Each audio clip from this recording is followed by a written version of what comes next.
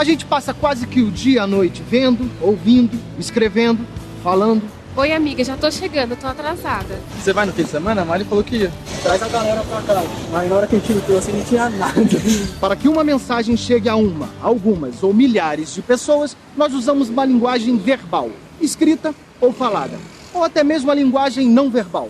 E nesse grupo estão alguns sons, símbolos, imagens. Tudo isso faz parte da nossa vida, mesmo que a gente às vezes nem se dê conta.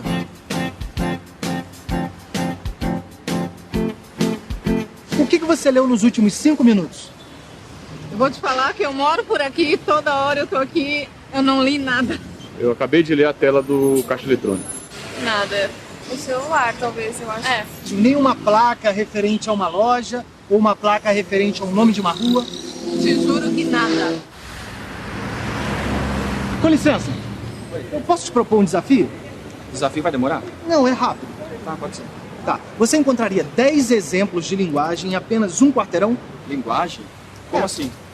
Coisas que você lê, vê, ouve, ou que te transmitam alguma mensagem. Ah, posso tentar. Pode tentar? Posso tentar. Vamos lá? Vamos.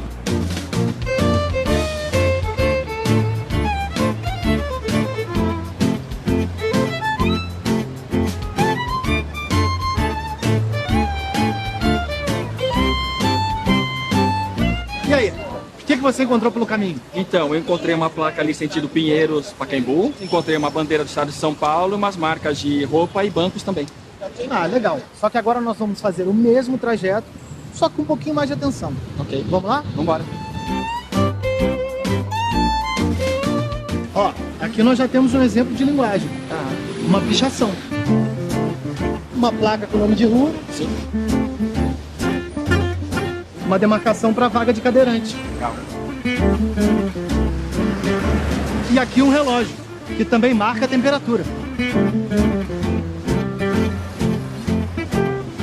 Olha, aqui mais um exemplo, um cartaz que avisa a liquidação. Legal. Olha, aqui nós temos 2 bons exemplos. O aviso da faixa exclusiva e o próprio letreiro do ônibus. Aqui nós já temos mais um exemplo, sinal de trânsito, que indica se a gente pode ou não atravessar a rua. 50 quilômetros, o limite permitido da via. Mais uma, né? Mais um. Pronto. Temos aí em apenas um quarteirão 10 exemplos de linguagens diferentes. Muito obrigado. Eu agradeço. Obrigado. Até a próxima. Até a próxima.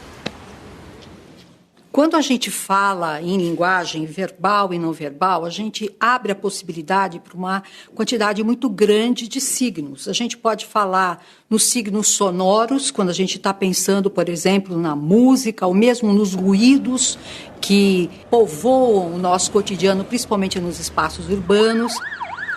Mas a gente pode também estar falando das imagens mais fixas, a fotografia, o desenho, um quadro, uma pintura sobre tela.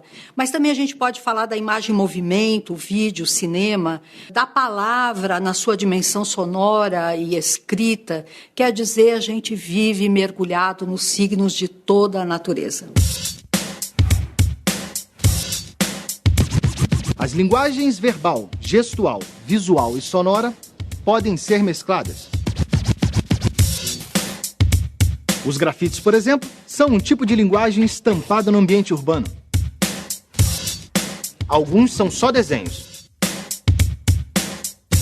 enquanto outros usam também palavras.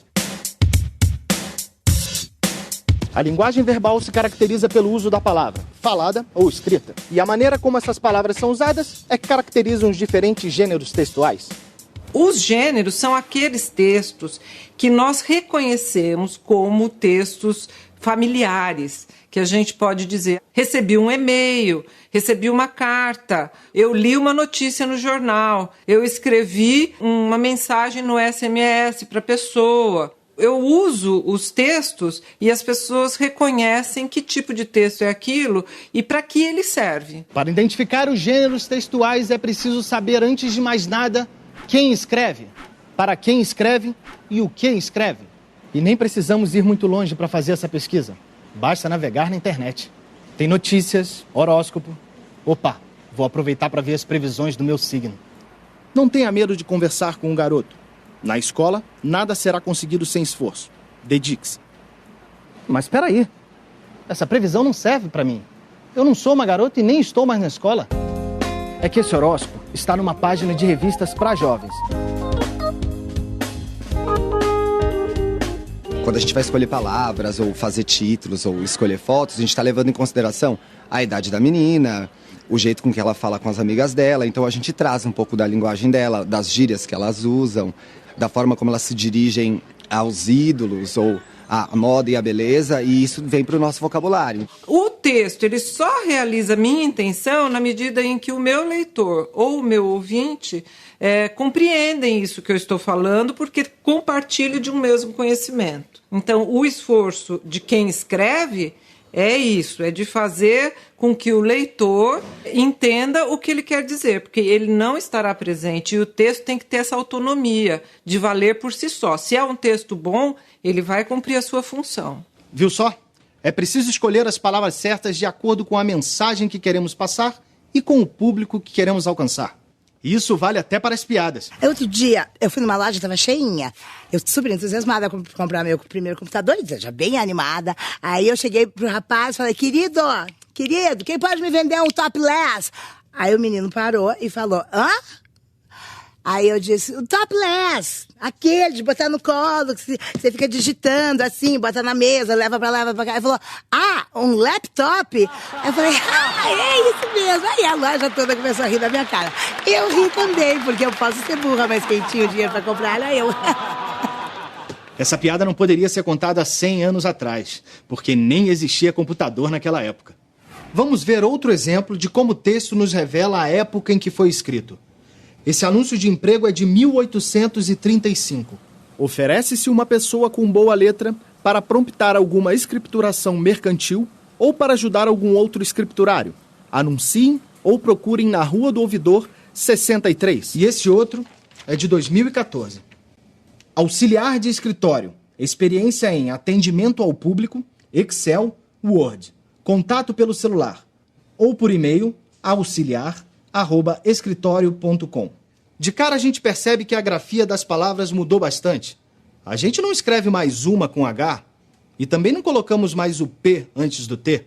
Ter boa letra não é mais tão importante quanto o domínio da informática. Há 160 anos o endereço de casa era o nosso único contato. Enquanto hoje quase todo mundo tem telefone fixo, telefone celular, e-mail. Ou seja, mudou bastante.